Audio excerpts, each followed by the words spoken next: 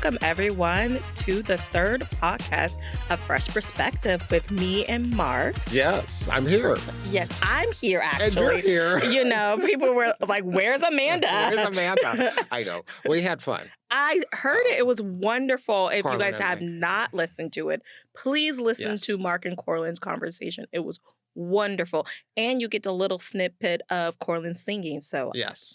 I would, You check it out. definitely have to check that out. It was a lot of fun. We had a really good time. So Nice. so today, this is our March podcast. March, what I call Black Womanhood, Black Womanhood, yes. aka Women's Month, Women's Month, right? but it's Black Women's Yes. Month for me Yes. It and is. that kind of stuff. That's right. And I think this is a great month to recognize and celebrate the women in our lives that has made us who we are and still continuing to challenge us to be the person That's we are exactly striving right. to be. So I want to just thank my mother, my aunt.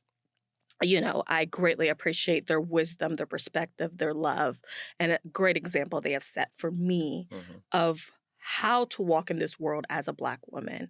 And I also want to thank my grandmother, my late grandmother, my godmother, and my other grandmother on my father's side. So I just want to thank them. What about you, Mark? I want to thank, this is going to make me tear up. I want to thank my mom. My mother was the first of a lot of things, and she was the first Black baby born in St. Joseph, Missouri, the hospital there. She's one of the first Black administrators in the city of Saginaw, where I grew up, and so I really she has really impressed upon me just the integrity, the ability to just be the best man I could be, The best you. and the best me, and I couldn't thank her enough for all that she's, and I still, to this day, I will always appreciate everything that I learned, all the lessons that I learned along the way, and that's just how you treat people, and just being respectful and everything. I want to thank my sister. My sister's had. She's done a lot in her career, and she's now retired. So she's enjoying her retirement. So I do want to appreciate all that she's contributed. She used to tease me and say that she raised me. She and my older brother always say they raised me, which is not true, but I do appreciate her. She's done a lot. And like you, I wanted to acknowledge both my grandmothers on both sides. My mom's mom was also an educator, and she raised my mom basically on her own. She divorced. My grandparents divorced when my mom was 4, so she had it. She made it work. Yeah, and that is rare back in that And day. that was rare back in the day. Because my grandmother on my mother's side stayed with her husband through it out. Yeah. And my grandfather wasn't the best man that can be, but it was that traditional Christian background that you had to stay with your man. But I think the beauty, and I think listening to you, Mark, it's the beauty that their strength, the beauty that they kept their household together, the beauty through all what has happened, the trials and tribulations, these women have stayed firm. Yep. The resilience is there. And the love is still there. Yep. That's the thing. And so I really have an appreciation for her. Even my great grandmother, same thing. My mom's grandmother. There's a lot of tradition. I want to thank all my aunts. I had a lot of aunts that were first, maybe not blood aunts, but people that I really, really looked up to and were very formative in me. So that is the Black family, and that's right? the Black family. Yeah, like we don't have blood aunts, but there was aunties there. Yep. that were always having your back. They pulled you aside more than your mama sometimes and Exactly. hemmed you Exactly. up Yeah. on that Yeah. because they knew they saw greatness in Yeah. us. They did. And so it's just the beauty of it. And the fact that aunties always be dressed into the nines. Oh, My yes. auntie is one. I talk about her all the time, how Ooh. shiny she is Oh, and how yes. sharp she dresses. Yep. It's something about those aunties. Wearing the hats, wearing Wearing the gloves, and wearing matching with the everything. hat. The Exactly. shoes have Shoes. to match Oh, with the child, yes. purse. Yes. And everything was pressed and creased. Yep. There is it's something about It's an auntie like That's that. something about an auntie. I know that's right. I hmm know that's right. So the other thing we wanted to do, though, was also focus on some Black excellence. So there are a lot of women that are first, Still, and still, it's sad it's that crazy. in 2023 we still have first, Yeah. and Ketanji Brown, she's not related to me, although I'll claim her.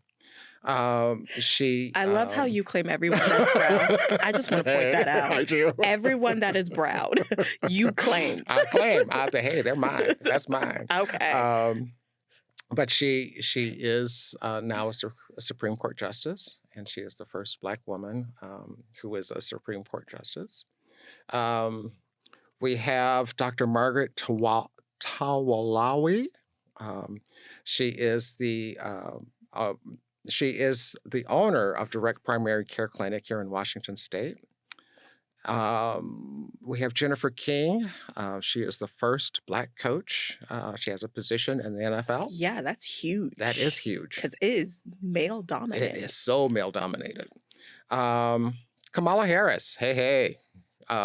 She's an AKA. I have to throw that out for my mom and my sister and my I was cousins who about are to say AKAs. I had to do the same thing. I was going to say if you didn't say it, I was going to say it because my auntie and my sister-in-law was. So They're I didn't want to be AKAs. shaded. Oh, yeah. You don't want to get shaded because they will point. They will call you out. They will. They will call you out. We have Megan. You may have to help me with this last name. Is it Pifus? I think it's Pipus. Peace. Megan Pifus Peace, Mhm. Sesame Street, first Black woman puppeteer, Sesame Street, and then Zandra Flemister. She is a U.S. Secret Service. She started in 1974, and she guarded President Ford and President Carter. So, amazing women. Still a lot of amazing first, and continue to be and first. we continue to have a lot of first. in Yeah. that. So we just spotlighted a couple amazing Black women first, but there are plenty more Right. that haven't got their flowers yet. Yeah. But we honor you today and this month and continue on honoring you, the work Yes. and the contributions you have done for us Yes. as Yep. Black women and as society too. That's exactly right. Exactly right. So we're going to talk about Black women and their Yes. experience and your experience even, because 'Cause- you are a Black woman. Thank you. If you did not know. And I have seen Amanda shine in her role here at Green River, and we've developed a really great relationship, I think. And I am so honored to have her as a colleague because I think she's. I'm giving you your flowers right now. Okay, I'm listening. You are an amazing leader on this campus, and not just respected, but just admired for the work that you do. So I just want you. I'm giving you your flowers now, sister. Oh, Mark, you're so sweet. This is all about you. So You don't have to take back what I said about your turtleneck on yesterday. She's always got me on these turtlenecks. I don't understand. Because Mark wears turtlenecks like it's no tomorrow. I can wear a turtleneck. He'll wear know Monday, that. Tuesday, Wednesday, Thursday, Friday, a turtle. And they will all different colors, all different fabrics. You'll see one on Friday. And he'll switch off. So you'll see him in the morning. And let's say he went home, he'll put on a different turtleneck. I got to have a different turtleneck for that afternoon meeting. I just say, I'm going to take that back from yesterday's meeting we had. So let's talk a little bit about Black women in the workplace. And you shared a few articles with me, which I took some time to read through, and that's not. I think it actually increased my knowledge around certain aspects. I mean, things that I know just being a black man, there are things that I am aware of and know of, but some of the histories wasn't always familiar with. So, It's a um, lot yeah, to walk in a room as a Black woman in yeah, spaces yeah. because it's not just like I'm Black, but I'm also a woman. So you're Hmm. talking about two intersectionalities Right, that show up in the room right. that plays a factor of how people see me Hmm. and that. And I think that pressure, it overwhelms a lot of Black women. And I'll Hmm. speak for me, it overwhelms me Hmm. that if I am the only one in the room, I have so much on my shoulders Yeah, yeah. to prove a point, to also make sure I do the service of representing all Black women. And I know that's not my responsibility, but I know how people look at Hmm. Black women. Yep. So if you have a stereotype of a Black woman, or if some Black women hurt you in the past, I get the grunt of that. And now I have to prove myself to you. And I'm a complete stranger, did nothing to you, Right. to prove my point and make sure the next Black woman pays the way. It's always a fear. Hmm. So if a Black woman leaves a position, you know, it's always like, okay, did you leave on good terms? Because they may not hire another Black Hmm. person. That's There's a true. scarcity that happens a lot of times where people don't realize that Hmm. when it comes to Black women in workplace and how people see us. Yes. And if they only see, if I'm the only representation, and then now they're stereotyping another Black woman as they Hmm. should be this way. Yeah. So, growing up, I was always taught like, people used to tell me, and I was taught, but people used to tell me like, oh, you talk white. Hmm. You know, Hmm. you're bougie. I know I'm a little bougie, so I ain't gonna take that away. But this notion that Black people language and dialect only comes from like this language and dialect what we have is one way. Yeah. Yeah. And it's not. And no one has ownership of my dialect of what I was raised and how Hmm. how I talk. Right. I'm not changing it up or anything like that. And I think that that is a struggle in the workplace Hmm. is how people see us Yeah. and how we have to show up and making sure that we look neat, we dress it. You can't dress sloppy. How are they going to look at you that way? Exactly. A non-Black person can come in a room, wear sweatpants and a t-shirt to a board meeting, and we over here with a whole suit on Hmm.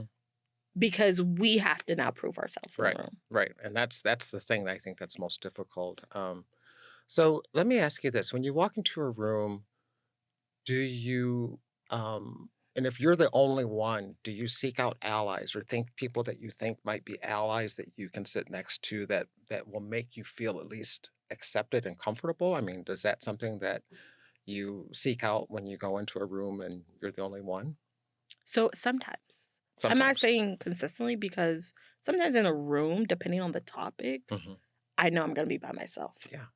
Yeah. Like, I have to receive that sometimes in a room that I know that if we're gonna be talking about a difficult conversation, if it has to talk about anti-Blackness, that's gonna be bringing up. If we're gonna have to talk about, systemic racism, Hmm.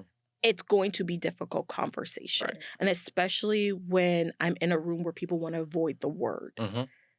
It's everything else, like this person, this system. No, this is anti-Blackness. Hmm. You have to call it like it is. Yeah. And people who are afraid to do that, that then has to put the burden on me Yes. to be the one carrying it. Yeah. And so now I'm the one who has to be the representation of the Black person in the room. Yeah. So then that leads to me being tokenized. Yeah. Yeah. Exactly. Exactly. Yeah. So let's I'm not going to shift gears too much because you did bring it up. You talked about some stereotypes, and one of the things that I noticed, there's the whole angry black woman stereotype, and I was one of the things you shared with me, and I was just reading through it, and there's a professor, Deborah Gray White. She's at Rutgers University. She's a history professor, and she said that the angry black woman image is really deeply rooted in our culture, which obviously, I mean, I've heard it since I was little, um, but it actually goes all the way back to chattel slavery. And it's like, wow, it goes back to the plantations, basically. And so they, she mentions different types of some of the stereotypes. So, and I think everybody, I don't know if anybody saw Martin Lawrence in his TV show that he used to have, but he had Shanae, and Oh my goodness. Lord have mercy, that was terrible. Florence from the Jeffersons. We're too young to know. I know of Amos and Andy, but there was also a person character in that one. Um, when you think about the stereotypes, and this is a great article, and I would, if anybody's interested, please reach out to either Amanda or myself. I think it's a great read around stereotypes and the angry Black women at work. But um, how do we get past some of those stereotypes? What are they have recommendations in here, but just from your viewpoint, how do you kind of work through some of those stereotypes that come up I when think they it's a two-part, Mark. okay. People have to do the work of Yes. unlearning Yep. on their own Yep. because I am me. Yep. You know, my family grew, invested, loved on me. This is who I am. This is how I show up in the world. Hmm. So if your only representation of a Black woman is you watching TV and watching reality TV and thinking that concept, Hmm. but if you really want to take it all the way to slavery time, we were the ones in the household taking care and nurturing uh, the master's kids, right? Hmm. We were the ones in the field still getting beaten and raped and that and Yep. still doing that. So there's a history of angry strength switched to anger. Okay. And I also think that anger is not a bad thing. And the fact Hmm. that the sad part of is this stereotype of angry Black women, it doesn't allow Black women to be rightly angry. Like that emotion you took from me. Hmm. Yeah. Like an emotion that is normal for everyday life. Yeah. It's an emotion that you go through Hmm. if someone hurts you, violates you, anything in your emotion, that is validated in that moment. But Hmm. you took that away. Yeah. So if I'm in a meeting that I seem very passionate, and in your mind, the first thing is, oh, she's angry or hostile. Hmm. Yep. That's exactly right. And that. And you use words like calm down, Yes. X. Relax. It's not that serious. Yeah. You Oh yeah. misinterpret what I said. No, I heard you clearly. Hmm. You crossed the boundary of mine. Yeah. Yeah. Exactly. And I have every right to feel whatever emotion. But the sad part about that Hmm. is that there's a fear attack to that stereotype. Yeah. So if I'm angry, you notice that if I assert my voice a little bit more, a higher pitch in that of Hmm. people get fearful. Oh yeah. Oh yeah. But if my non-counterpart who is not Black, who's a white woman, that doesn't seem fearful. Right. They may call that person the B word, and that's still unacceptable. Right. But you're not fearful. Right. That's exactly There's right. a fear Yep. when it comes to Black women. And I think there have been times when police have been called just because, well, you're getting a little out of control. You're getting out of control. What is different? What is the difference between, say, a white woman doing it or a Black woman doing it? And that's one of the things that the research was showing is that there is a tendency to accept the anger from, dominant culture women Yeah. versus Black women, and that shouldn't happen. But that stereotype seeps not just in the dominant culture, Right. it seeps in our community. Yep. It does. And You're it's right. sad to say that Black men now look at Black women as angry Black women. Oh, Mhm. there's that angry Black women. It's like, Yeah. Yep. whoa, you were supposed to protect me as my brother, Mhm. as my uncle, as my daddy, Yep. Don't allow somebody else, To mistreat treat me. me. Yeah. You were supposed to be my protector. And I Right. think that dynamic Mhm. plays up in a lot of our community and the dominant community Right. of how people look at us. Yeah. Because people don't look at Black women as soft. feminine, Right. you know, beautiful, Beautiful. kind, Yep. patience. Yep. Like these traits are not talked about Black women. Mhm. We are always the strongest one. Mhm. We're superwoman. Dominant. We're dominant. Yep. But for you to box me into a category because of racism Mhm. that takes you all the way back to slavery, Mhm. that is more problematic than anything. Yeah. And I feel like I'm tired of that. Mhm. I love being me as a Black woman Yeah. and all it comes to be of who I am. Mhm. The beauty, the good, the bad, everything. Yep.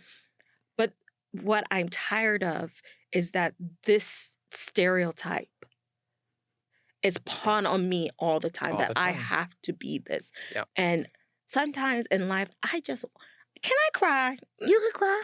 Can I just be vulnerable? You can be vulnerable. You can yell. Can You I can scream.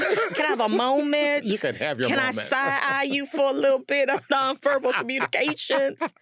Like, all of me is greater than what you're boxing me into. Yeah, exactly. Exactly. And that's who you are. I mean, that's just we are emotive people. We have Yes. that ability. And I know that, even as a Black man, I've had to like tone things. If I'm upset, I have to be careful because, and Who's so around? yeah. Are Yeah. they going to call the police Are on they going to me? call the police on You me? know? Yeah. And it's the same thing here. Like, Yeah. is security going to come? Like, Right. because I got angry? Because I got upset. Yeah. Yeah. Yeah. So, and I know that happens sometimes even with our students. Yeah. Because I've heard stories of students who are like they're not they're upset because maybe someone's not understanding or they don't care. They're feeling like they're not being cared for and respected, and that is a problem. And so that's something we have to work on, I Yeah. think, just as a culture here in our own college, but also just Mhm. around just in life in general. Yeah. We I have had to to pay prep some attention to those. students Yeah. and do some investigation of who they're talking to. Mm-hmm. Because I had students who were angry and I was like, oh, you can't go to this person angry because they'll call security on you. So get it out in my office. Yeah. But I understood the frustration. Yeah. Right? Yep. And the person who I was sitting with was a white boy. So I know if it was a Black man or a Black woman, that would have been a whole different It would have been a different conversation. Yeah. Of that. And that is something that is scary. That I don't think people understand, calling security, yes, it's a safety, and yes, we should be calling for security for safety. But if someone is frustrated and you've been frustrated before, to call security or call the cops or anything, you're telling them that you cannot have that feeling anymore. Yeah. Yep. Exactly. And you are a danger. Yep. Yeah. And that is scary to me. And that's scary. Yeah. And we've watched people we've watched people get hurt because of it. So, so let's talk a little bit more about women in the workplace. How do you think we advance? What are some of the things you think we can do to help get? I read something that said 7% of there are 7% of Black women in the workplace now, and they're getting paid like 64 cents to every dollar that a man makes, and then Latinas are making 54 cents, so it's even less. White women are making 79 cents. So how do we start to change some of the dynamics? I think the biggest dynamic I see when I'm in a space is that two things, or a couple things, actually, not two things. A couple things. A couple things what I see that needs to move forward is the fact that you always call the Black person to the room to handle race issues, to handle anti-Blackness issues. Yep. We are not your affirmative action hire. We are not the only ones who can handle this work of anti-Blackness. What I don't think people understand, because everyone hears sometimes Black people are not in the room, as I'm the Black Caucus chair, of okay, they don't want to be in the room. It's not because I don't want to be in the room. I want you to learn so then you can come to me and say, this is where we're at. This is how I'm growing. And this is how we can partnership. It's never been a partnership. It's always been we're a hot mess. We don't know what we're doing. And that's the unsettlety of the room. Yeah. They don't say that. Yeah. They should. Right. But the Right. unsettling room. And now the Black people, the Black women, because the majority here is Black women, Yeah. coming to save the day, coming to put input, Mhm. coming to put a lot of labor in, and not realizing all the labor we're putting in, it's more than what you are paying me. That's true. And to understand the tax you put on Black women every single day, it's critical. Mhm. And the fact that you tax me and then don't listen to me, Oh, I got a problem with that. yeah, exactly. I got a problem with the fact that you asked me to be at this table. You begged me almost, in a Mhm. sense, to sit at your table. Right. And then when I voice a concern, you don't listen until a white male says it or a white woman says it. And that gets validated. But I do not get validated on my opinion. Right. Yeah. Yeah. That is problematic. Mhm. The dynamics of that is way problematic. And to, in a room, in a space, to be like, so we didn't hear from the Black girl, basically, Yeah. when everyone Oh, chimes yes. in. It's like, if I wanted to say something, I'd say something. I would say something. I'm Thank you. grown enough Mhm. to speak up. Yep. You My do mama not. gave me, Yep. some tools Yep. to speak up. But you don't need to turn to me to say, we haven't heard from We you. haven't heard from you. Yeah. Because I have nothing to say. And maybe also you don't want to hear what I got to say. That could be another part of it too. That. I know. Yeah. We also need to move the needle when it comes to realizing that the Black woman is the one who's going to save you from everything. Mhm. This hero complex needs to be moved out the way. Yeah. Yeah. And I think for me, I just want to be me. Yeah. In my beauty, I am strong. In my beauty, Yes. I am this.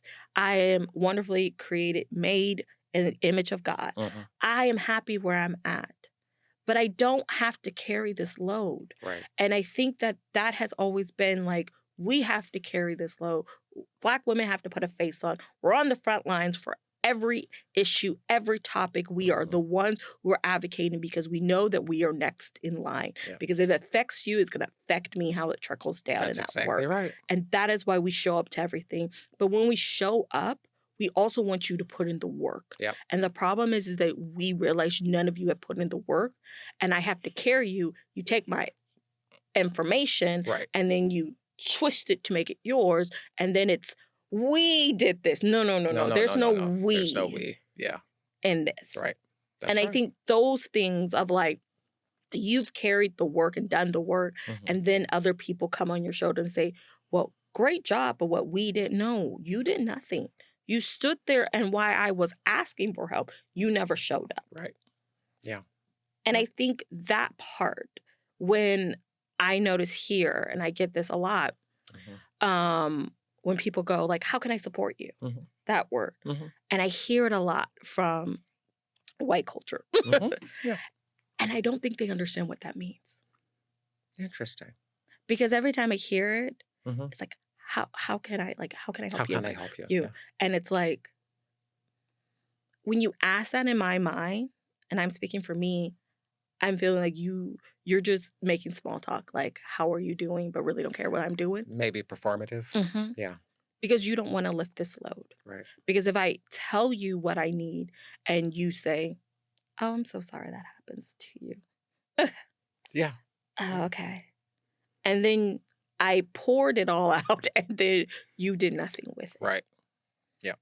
Or it Yep. realizes that your structures have some problems to Yeah. it. And it goes right back to just, there's a lot of performative, I think, actions that happen. And, it really is important for people to do the work. And we all have to do, I mean, I still am doing my work and we have to. And I know you and I were talking, I think it was maybe last week, I think it was. And you and I were talking about sometimes just being human, being who we are, that we can cause trauma even within our own, for our own folks. Mhm. And that really, that stuck in my head. I was like, yeah, you're right.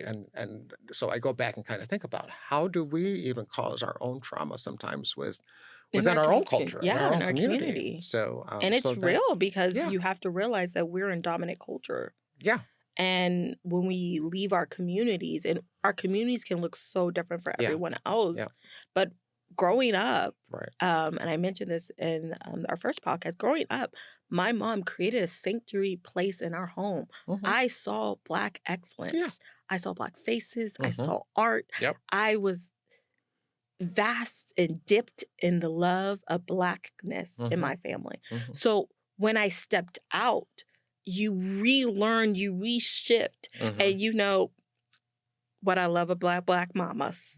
They pull you back in They'll real pull quickly. you back Who in. you talking to? Yeah. And you'll be like, oh, right. I'm not in that culture. I I need to. can't. Yeah. Yeah, I forgot. I got can't a can't Black talk like mama. that. I Right. got a Black mama. I She can't gonna do play that. She gonna hit me up. Yeah. That like click growing up Hmm. helped me. Yeah. Yeah. Now you get older, you have your mama there. Hmm. Some of us do, some of us don't, or have an auntie there Right. to pull you in, but they're not there that you're going into the household. If you're Right. going into the house with your auntie, that's a different story. Yeah. But I noticed the difference Oh yeah. from being in my mom's household Hmm. and having her check me. Yeah. In a sense of a love check of saying, did you forget who you were? Yeah. And that sometimes we get caught up as Black people in this dominant culture of like, okay, we got to get things done. Okay, forget about your feelings. Let's get these results. Yep. Let's move forward. Let's get the status quo. Okay, quality, quantity. Let's do all this Let's work check the to box. Let's Yeah. get this done. Yeah. And you realize when you go back home into your community, you're like, that's not how we run That's things. not how we do things. Right? And then we get Yeah. frustrated and say, Black people in their business. And we get upset, but we Right. realize like that's not how we ran things. Right. It was more community. It was Yeah. more relationship. It was more growing. It was meeting each It's other. connecting. It's like, Yeah. and connecting with each other and knowing each other Yeah. more in depth. Yeah. And I think that's where we miss out on a lot. Yeah, I agree. I totally agree. Yeah. I do want to throw out that one of the statistics when we talk about Black women in the workplace, there's a statistic. I think there was like 3 Black CEOs in the workplace, and one of the things that I was reading, which I found very interesting, is that generally it's white men who are in higher positions, and one of the things it said was that they're kind of afraid to hire Black women because Black women don't run in the same circles a lot of times. They're not in their personal lives. I think that that kind of tells you a lot that because we aren't building more mentorships and more connection and helping develop, women and just, helping women kind of succeed, that's kind of a big challenge, I think. And I see that a lot, I think, in just business and having worked in corporate, in the corporate world, I've seen it a lot, just how Black women are overlooked, and in a lot of ways. So Absolutely. But I also think it's important to have leadership that understands. Yeah. Me sitting here as the director of workforce, my Mhm. lens is totally different Yeah. than my counterpartners who are not Black Mhm. of how to have conversations with my team members, Mhm. right? I walk in a space, I notice that they put their title first. Half the time, students don't even know my title. Mhm. Right. And when I ask my employees, how are they really doing? It's not a checkbox. It's like, I see something. This is not me doing the check of like, okay, check to see how I do. Right. It's me like, my intuition saying there's something going on. Yeah. And I'm going to call you in Yes. because I see you. Yeah. And Yeah. that's a difference of Yep. seeing someone, of who they are and their wholeness. And my office is predominant women Mhm. and, and that kind of stuff. But we all have different journeys and pathways as we see Exactly. this. And I think that the important part is that there's a different touch. And I'm not saying all Black women, but Mhm. I'll speak for me. There's a different touch I do than the Yeah. others do. Yeah. I'm not the status quo Mhm. of My team knows this. We don't have a bunch of staff meetings. That's not me. I'm sorry. You have your Mhm. Friday meetings. I get it. Receive it. Right. The reason I don't do that is because I'm always engaging with my teams throughout the week. Yeah. I'm always talking to them. I'm always finding new things. I'm always, saying, why didn't you come to me? Mhm. Why were you drowning by yourself? And they're just like, this shame comes upon them of like all the past trauma, all what the world told them that Mhm. this is what employees want, Mhm. employers want, and what that standard is. And it's like, you're a human being. Yeah. Yeah. You're going to bring everything with you. So if something happens in your personal life, I know we can't do that. We can't talk about people's personal lives here. But you bring your whole self. You bring your whole self. Because your personal life will dictate your work life. That's exactly right. Right? And if there's something that you can do in your role to kind of help mitigate or help them kind of work through those issues. And I think part of it, and I know a lot of your team members, but I think some of it too is that I think a lot of them don't want to disappoint you. I think that's a I big part of it. realized that 2 weeks ago. That when I called someone in and they were thinking I was going to fire them. Right. And I was like, huh? That was never in my mind. Yeah. That was never in my mind. Yeah. But it's them trying to disappoint me. And I was like, I have this motto. And I told one of my new employees, Mhm. because we were moving things around in my office, I said, you're going to fail. Okay? So let's go with the preface that you're going to fail. And I'm okay with that. Mhm. And they looked at me like, what? I said, you're going to fail. Like, no, you're new at this. You're going to make some bumps. Yeah. You're going to make some mistakes. Yeah. I think that you're right when they feel like she's so nice. I feel like she's good to me. And this is what I think, let them come to you. Right. But I don't want to disappoint me. And I'm like, Right. I'm okay being disappointed in a sense of if it's for your health and Right. for your sake. Yeah. I'm okay if you fall. Yeah. I'm okay if you make mistakes. Mhm. Kathy is my dean. Mhm. And when she was my director, and I still do this now, and she's still my dean right now. But I was first to tell her, I made a mistake. Yeah. This is what I did. And she looked at me and I'd be like, let me say, I know I did this. I'm going to apologize right now. Mhm. I was in the wrong. And she used to look at me all the time, just be like, I think the first time I did it, she's just like, oh, okay. Oh, okay. This is new that someone just comes out and says they made a mistake. Yeah. And then I always say, this is how I'm going to fix it. This is how I'm going to fix it. Yeah. But you may get the grunt of it. Yeah. But this is what I'm trying to do to fix it. And then she would give me feedback to say, hey, maybe also look at it this way. And I'd be like, thank you for that. Yeah. But I come in that mindset of like, I have to be me. Yeah. And if I fall, I'm okay to fall. Yeah. And I'm still trying to pour that on my team to say, disappointing me is not the biggest thing in the world. Right.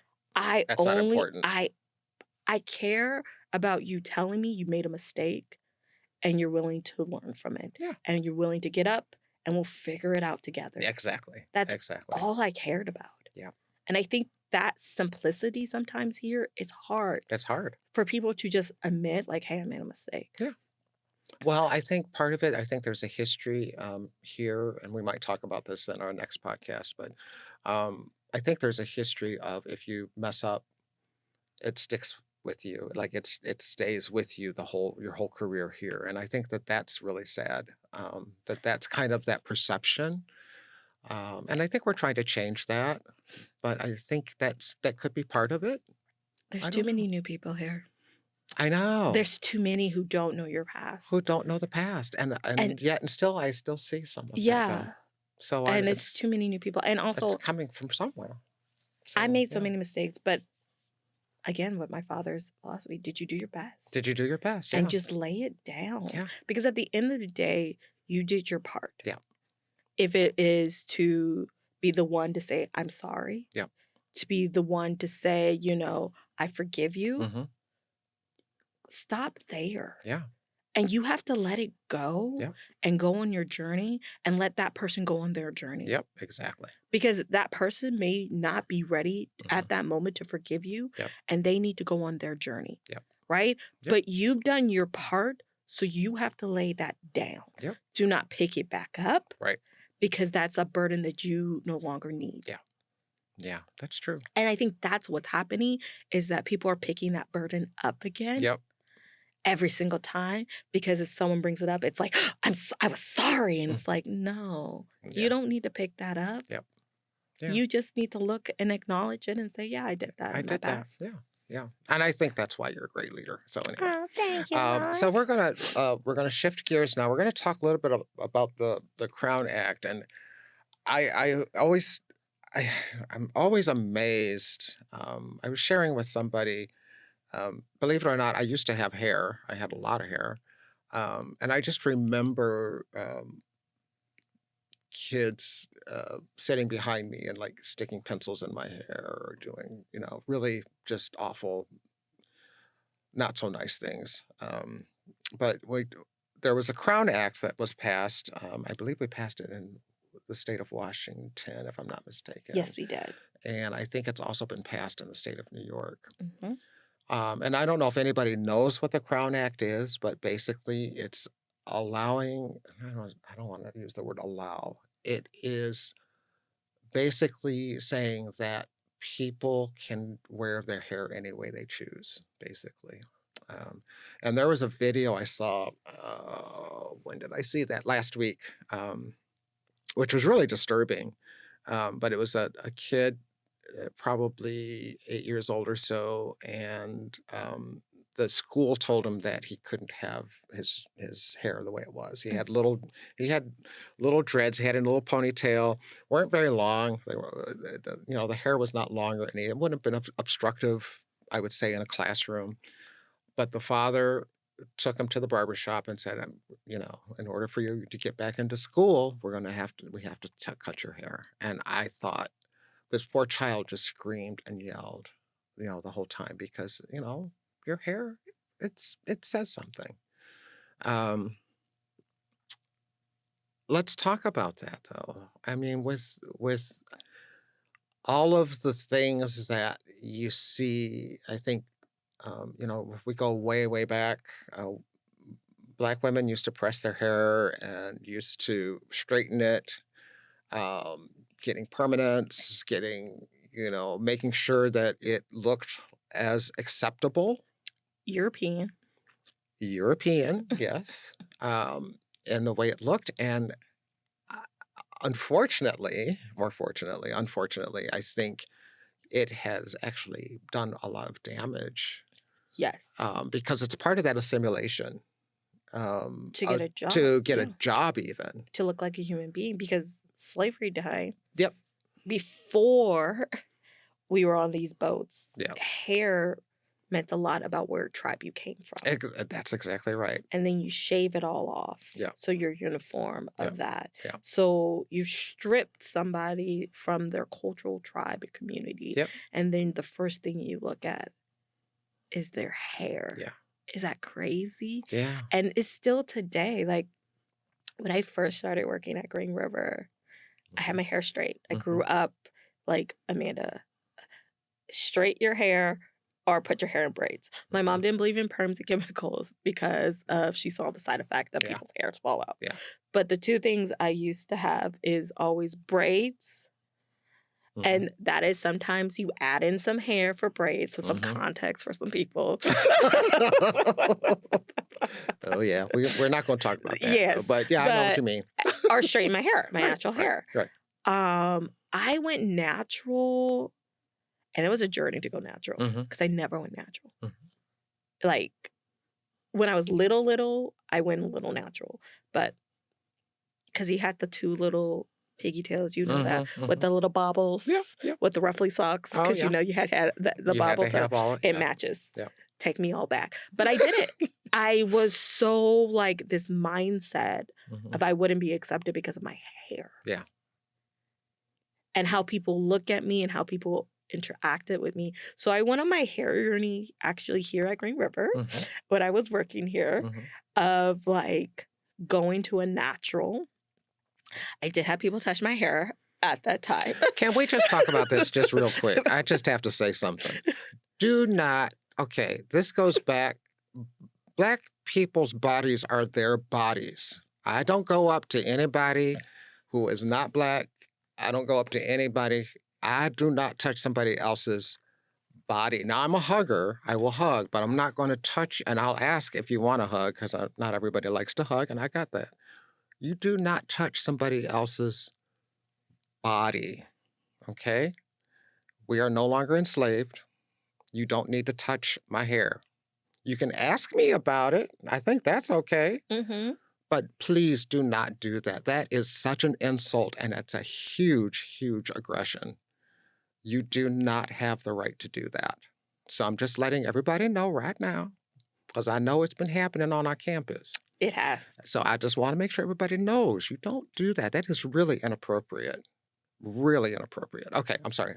Got off my soapbox. Had to get off my soapbox. Okay. Thank you, Mark, for your disclaimer. P.S. announcement from Yes, Mark. I know. But yeah, I went on the journey, and the journey is real. Oh, yeah. When it comes to your natural hair, because I've straightened it for so long. Mm-hmm. And so they had to cut.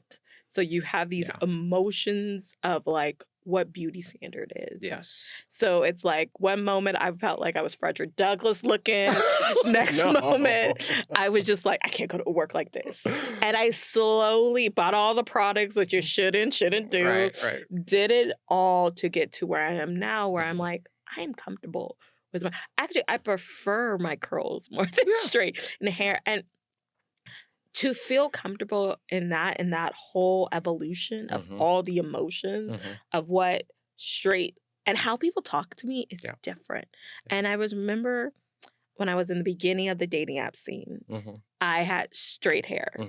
And then I, because I had a lot of straight pictures, so I was like, oh, I have no curly pictures. Yeah. What are they gonna like? Yeah.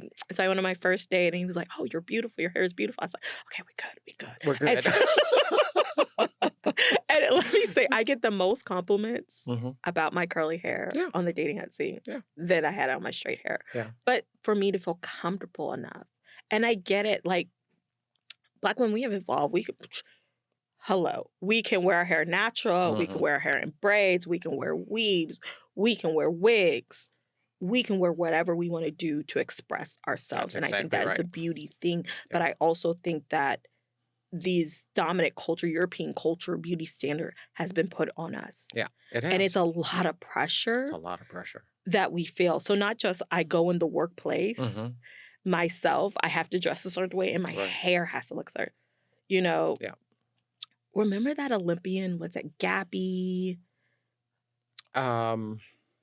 Remember they talked about her hair? Yeah. The whole time. Not about her skill. Not about her skill, about her hair. Yeah. Because it was more, what I got was more of our community, our Black community, talking about it because we were taught that way. Yeah. Right? There was a fear of people looking at us differently. Yeah. And I saw that the European culture of it was like, she won a gold medal. Like, who cares? But that part of us. And that's part of the trauma that we talked about.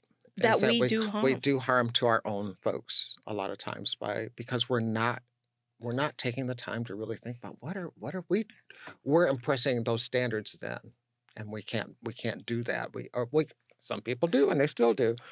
I say we shouldn't do it. We can't. We can't. I feel because of so much rich history. Yeah. A, B, how all of us show up as Black women in the world is so different. Yeah. And it's beautiful in that. And I think the fact that your hair plays a factor before you even talk to me. So we're not even talking about, so we got to the application process. So I had an American name, so you were cool. But then I walk in with a whole Angela Davis afro. Right. Oh, yeah. People say stuff. Yeah. Right? Yeah. So now I'm judged on my appearance. Yeah. So do I braid it up and put a wig on? I remember I put a wig on one to get interviewed at a job. Oh, my gosh. Because I was so like, oh, this is real white culture, dominant white culture. And like researching on their whole culture. Because when you do anything, when you look for a job, you're looking at the environment. Yep. How much you are able to show your real self. Yeah. Yeah. Like, that's the real thing. So when I'm observing do not do the affirmative action pictures. They don't help us No. at all. Or like stock photos or something like that. They're like the Sometimes. worst They're the thing. worst thing. Yeah. They're the worst thing. But you do your research. Yeah. And you see who's on the top. You see who's in mid-management. Mhm. You see your senior. You look at it all. Yep. And if all you see is white faces with blonde hair and straight hair, and they all look the same, what you're looking at, then you have to realize, like, do I have to assimilate to this culture Yeah. to get me in the door? Yeah. And those are the games Black women play. Yeah. It's like, do I get myself in this door knowing that I'm going to have to work twice as hard to get another Black woman in this door, and I have to be the representation. So I have to carry this load Yep. on this. And then the guilt comes in because people use guilt a lot of times. Be Yeah. like, you're the first Black woman, so, Mhm. this is going to help move it, elevate you up to this Up to position. this position. And it's Yes. like, Yep. no, you're not. Yeah. You just need me for the work I Yeah. do. Yeah. And that. So I've done that before. Did it feel good? No. My mother didn't like my wig, but I looked cute. But I did notice I got different reaction to my wig than I would do with my natural Than hair. with your natural hair. It's Yeah. just, it's an interesting dynamic. And it's amazing. really more about you Yeah. as a person Mhm. of how you show up in the world. Yeah. Yeah. Because no matter what people are going to talk about you, Yeah. no matter what people are going to say something about a Black woman, but as long as you're secure with yourself and love you, Mhm. that's the best way you can do Yep. for your community Yep. and Yeah. that. India Ari has a song which I absolutely I love. am not my hair. I am not my hair. Yeah. That And is my, and I then love that song. your PS was Solange Knowles, Don't Touch My Hair. Okay. So that's a good one. Yes. Yeah. Okay. All right. Well, I think we are going to wrap this up. I Yes. really appreciate having this conversation. And, today we honor all of the Black women here at Green River College, across the state of Washington, and across this country and around the world. We honor the Black women that have been influential in our lives. Yes. And I just want to thank everybody for taking this time to listen to our Fresh Perspective podcast. And I think we'll see you. Are we doing it live in person? We're going to do it. First of all, slow your roll with the Not live. Slow your roll. Okay. We are going to see our beautiful faces Yes. when we discuss our perspective about where we see our institution at. Yeah.